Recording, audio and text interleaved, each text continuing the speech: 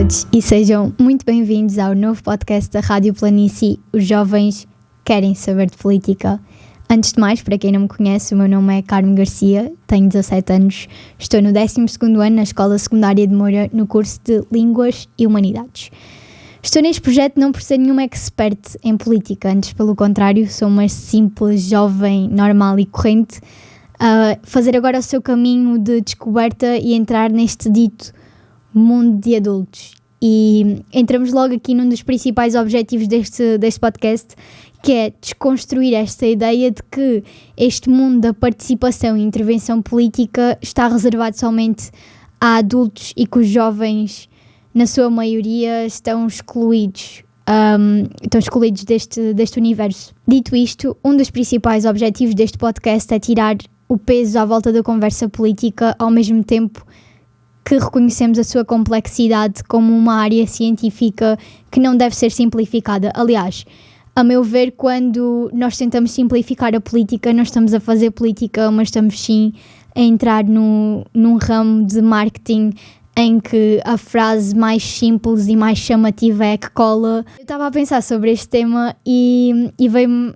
à cabeça uma analogia que eu acho, para mim, é desta forma que eu ponho aquilo que eu penso em relação a este tema sobre a política ter um certo peso que não devia. Nós todos devemos saber, e acho que isto toda a gente vai concordar, que toda a gente devia saber nadar. Que pelo menos nadar à cão, né? Que é para não nos afogarmos. Basicamente, para mim, a política é a mesma coisa. Há que saber os básicos e isto cabe a toda a gente. Apesar de haver pessoas que o fazem de forma profissional e haver pessoas que muito mais entendidas e que estudam a área, nós todos devemos saber e é nosso dever, aliás, nós aprendermos a desenrascar-nos, porque isto é a nossa casa e se não soubermos nadar minimamente, deixamos que ela afunde. Neste primeiro episódio eu vou estar sozinha, nos próximos eu pretendo estar sempre acompanhada. Se não acontecer uma vez ou outra, também pode acontecer. Isto é um podcast assim muito, muito livremente, muito descontraído. É mesmo para estarmos a conversar sobre o tema. O objetivo de trazer convidados é mesmo este, é podermos ter conversas e com pessoas que eram independentes de todos os lados do espectro político, pessoas que consideremos importantes para trazer aqui. Quero deixar também aqui um disclaimer que nós não temos qualquer associação partidária, ou seja, nós vamos estar aqui numa vertente neutral e a falar de política sem estarmos a puxar para um partido. Como já disse, isto é um episódio de apresentação e decidi que devia estar sozinha, pelo menos neste primeiro episódio, também para me dar a conhecer um bocadinho, porque vou estar sempre aqui nos próximos e vai ser sempre à conversa com outras pessoas, mas vou estar sempre aqui eu e achei que faria sentido e achei exatamente por isso que faria sentido falar sobre como é que surgiu este meu interesse pela política, ou aliás, foi basicamente uma viagem nas minhas memórias de quando é que eu comecei a saber que a política era uma cena. Então, a pensar nisto, eu apercebi-me que o meu primeiro contacto com a política foi através da política dos Estados Unidos, a política americana. Isto porque eu acho que imensa gente se vai identificar com isto, pessoas que estejam a ouvir isto, que sejam mais ou menos da minha idade, vão se identificar porque nós somos a dita geração Disney Channel, e isto é que eu, pelo menos, e acredito que muita gente seja igual, eu soube quem era o presidente dos Estados Unidos da América primeiro que eu soube sequer quem era o presidente da República Portuguesa ou o primeiro-ministro da altura. E isto para dizer que a minha primeira referência política foi o Barack Obama, porque pronto, eu sou de 2003, ganhar um bocadinho de consciência, dar uns anos, estamos na época de Obama, e não só ele foi a minha primeira referência política, como foi alguém que eu não sei, foi alguém que eu sempre tive bastante simpatia.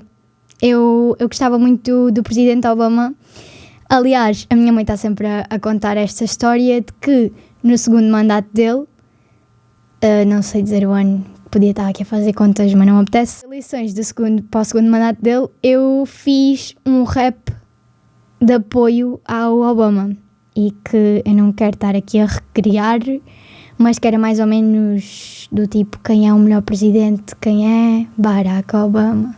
E portanto era basicamente isto. E isto leva-nos às primeiras eleições que eu acompanhei, que não foram estas, porque eu era muito nova, mas foram então as presidenciais de 2016 dos Estados Unidos da América. E para falar nisto, porque aqui de uma perspectiva, não é de toda esta... Eu não quero estar a usar esta palavra porque é um bocado contraproducente com aquilo que eu estou aqui a tentar fazer, mas numa perspectiva mais acriançada, menos conhecedora das coisas, as eleições americanas são muito atrativas. E, não só pela questão toda de ser um contra um e teres essa perspectiva de duelo e depois os debates, como também são feitas para ser assim, porque as campanhas deles custam milhões e milhões e estão mesmo feitas para serem para serem atrativas e cativantes. Mas basicamente foram estas as primeiras eleições que eu acompanhei e eu aprendi muito com estas eleições. Fui empurrada para me interessar por estas eleições porque, mais uma vez, gostar muito do Obama, e o Obama já não se podia recandidatar, ou seja, quem é que vai representar quem é que vai substituir o Obama. E depois, porque eu já tinha Twitter, e o Twitter também é um universo muito politizado, e isto vai tudo enquadrar-se naquilo que eu vou dizer, porque eu assisti aos debates, basicamente o que eu fiz foi assistir aos debates e envolver-me no Twitter sobre as eleições. Muito, muito intensamente, mas era basicamente isso, era Twitter, acho que era vídeos no YouTube, mas não as fontes mais fidedignas, diga-se, já era tipo pessoas a mandar a sua opinião, ou sei lá, já não me lembro bem, mas a questão é que eu acordei na manhã seguinte às eleições, ou seja, o eleito soube-se quando eu estava a dormir por causa da diferença de horário, e eu acordei e lembro-me de ter ficado completamente estupefacta como é que o Trump tinha ganho.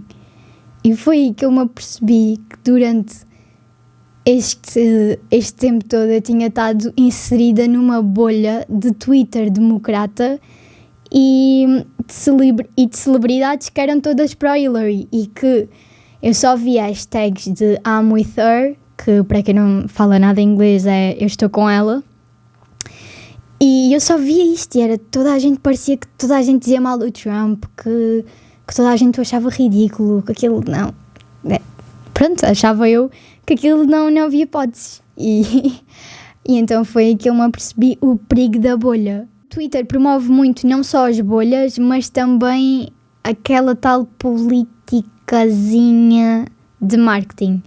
Isto é, porque vocês têm X caracteres para expor uma ideia. E claro que vocês podem sempre fazer threads, e threads é basicamente fazer vários tweets seguidos. Mas ninguém liga a isso, aliás. Toda a gente tem Twitter, sabe que aquilo que viraliza e que as pessoas leem realmente, e infelizmente, mas é assim, aquilo que as pessoas leem é aquele tweet, e é aquele que viraliza, ou que as pessoas adoram, ou que as pessoas odeiam.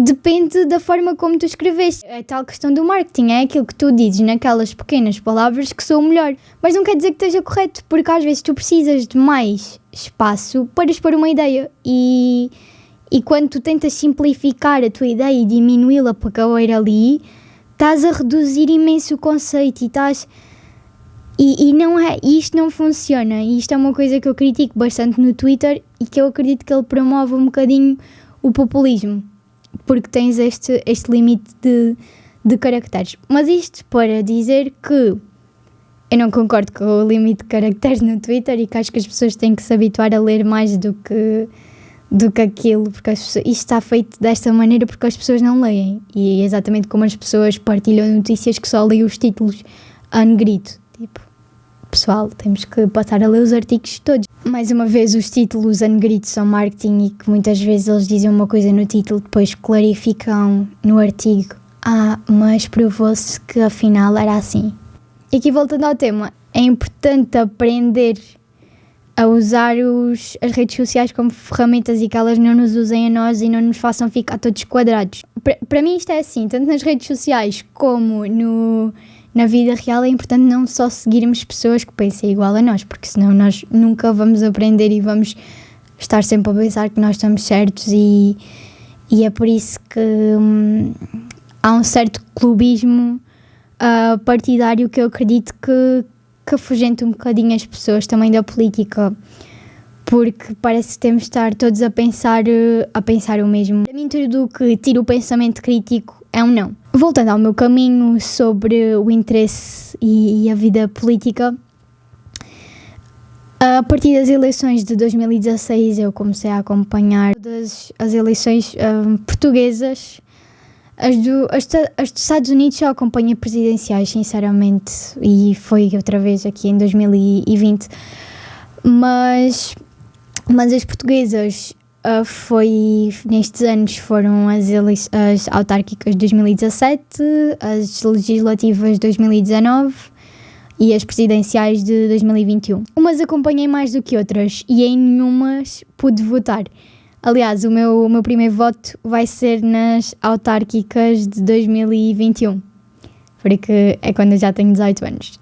Isto para dizer que quando nós nos interessamos, não poder votar pode parecer super frustrante. Eu lembro-me que na altura, aliás, ainda há uns meses atrás, nas presidenciais, eu senti isto, que era eu tenho estado a acompanhar isto tudo e agora não posso votar, e era aquele sentimento de incapacidade, mas afinal eu quero deixar este ponto que eu sempre senti que ninguém me tirou a voz e que eu utilizei a minha voz da melhor maneira que eu podia. Não poder votar também pode ser um fator que nos leva a afastar um bocadinho desse interesse eu não vou votar porque é que eu preciso estar a saber o que é que eles defendem. É por isso que eu quero aqui deixar que eu sempre manifestei a minha opinião, e não só a minha opinião, mas como promovi que as pessoas que pudessem votar, votassem. Não é por não votarmos ou que não devemos informar-nos. É muito importante ler, por exemplo, programas políticos. Vou lembrar, por exemplo, nas legislativas de 2019, que eu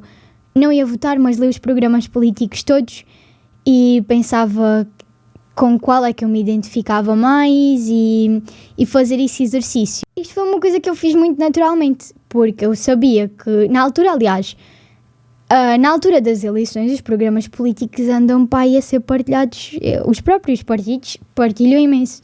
Ou seja, era uma coisa mesmo fácil de aceder. E foi uma coisa que eu fiz muito naturalmente e que depois acabei por me perceber que as pessoas não têm este hábito. Pelo menos com as conversas que eu tenho tido, eu percebi-me que as pessoas não leem os programas políticos. E eu pensei, como é que podem votar sem ler os programas? Uma coisa que me fez um bocado de confusão. Que às vezes eu perguntar, mas leste o programa? Ou estar a falar, sim, mas no programa diz isto, aquilo e outro. E as pessoas dizem, eu não li o programa. E eu pensava, mas votaste nessa pessoa. Aqui numa conversa mais específica de estarmos a falar nisto. O meu conceito de liberdade está muito ligado à informação. Por exemplo, se eu estou a fazer uma escolha em que... E claro que nós nunca vamos ter toda a informação. Por isso estamos sempre condicionados. O meu pensamento é um bocado assim. Quanto mais eu souber, menos condicionado eu vou estar. E é isso que me preocupa quando nós estamos a fazer escolhas só porque sim e não sabemos bem porquê. Não estamos propriamente a ser livres. Está bem que fomos nós que assinámos e fomos nós que fizemos a cruzinha, fomos nós... Mas até que ponto é que isso é... Até que ponto é que estamos a ser livres e não estamos só a ser guiados por... Nem sei. Não sei concluir muito sobre isto, mas também não estava a pensar falar sobre isto. Isto já está a ficar um bocado grande e eu não quero alargar-me Mas eu queria falar sobre também porque é que o podcast se chama Os Jovens Querem Saber de Política, porque eu acredito realmente que os jovens se importam. E porque eu, sendo jovem, vejo que se interessam. Essas sondagens que toda a gente partilha da falta de participação dos jovens e da falta de envolvimento em questões políticas. Primeiro de tudo eu faço uma questão: porque é que isso está a acontecer? Porque se é o nosso objetivo como sociedade que os jovens se interessem, e já verificamos que os jovens, desta forma como nós estamos a fazer as coisas, não se interessam ou são afastados ou afastam-se, mais uma vez, por uma falta de interesse ou de identificação ou compreensão, nós desta forma não conseguimos chegar a eles. Porque é que nós continuamos a apostar nesta forma? É que isto parece-me imenso que nos estão a bater com a cabeça para ver se nós ficamos assim com a cabeça da mesma forma, tipo assim, quadrada, e os que encaixam no quadrado ficam, e são esses que entram para a vida política. E o quadrado o que é? Pensar exatamente com a forma vigente como se faz política. Os jovens não têm que pensar como pessoas de 50 anos para estarem envolvidos na vida política. Aliás, devia-se esperar que não agissem. Eu acho que isto faz perpetuar os maus hábitos da política. Os partidos é uma forma de organizar a vida política. Pelo menos é a forma como nós temos, que nós temos hoje em dia. Não sei se um dia poderá existir outra forma, mas é a forma que nós temos agora.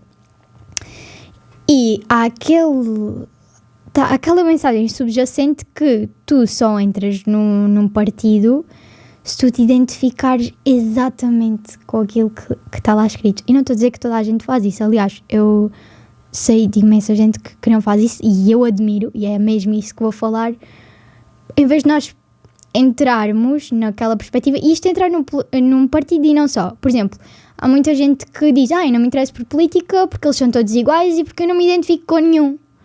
E não me identifico com nada do que está ali. E se eu não me identifico com nada do que está ali, eu devia também, se eu tiver essa vontade e se eu tiver esse interesse, entrar para mudar. E eu acredito que há poucas pessoas que entrem para mudar, mas não por falta de haver pessoas que queiram mudar. Aliás, eu sinto que a mentalidade jovem, com o interesse jovem político, é muito mais de mudança, e que muitos se afastam mesmo por isto que parece que é um clube e que tu tens que te identificar com aquilo a 100%. O paradigma faz-se das pessoas e das pessoas que lá estão.